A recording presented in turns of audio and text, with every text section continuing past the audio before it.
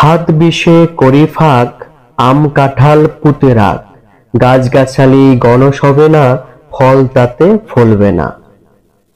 আম কাঁঠাল গাছ 20 হাত অন্তর অন্তর রোপণ করতে হয়, ঘন করে লাগালে ফল ধরবে না।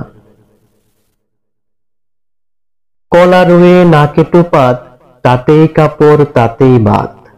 কলা গাছ রোপণ করে তার পাতা কাটা যাবে না, তাতে অনেক কলা ধরবে, ভাত কাপড়ের অভাব হবে না।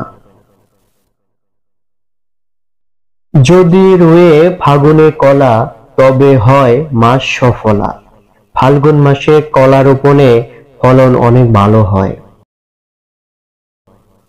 ভাদ্র মাসে রুয়ে কলা, সবংশে মরল রাবণ শালা।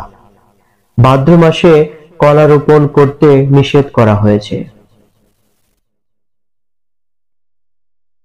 গুয়ে গোবরে বাসে মাটি, অফলা নারিকেলের শিকড় কাটি, কুলে কুটি মানে ছাই, এই রূপে কৃষি করগে বাই। গোবাক বা সুপারি গাছের মূলে গোবর, বাঁশের মূলে মাটি দিতে হয়।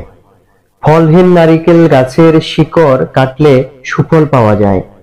উল কচুর গোড়ায় খড়কুটো ও মান কচুতে ছাই দিলে ফলন ভালো হয়।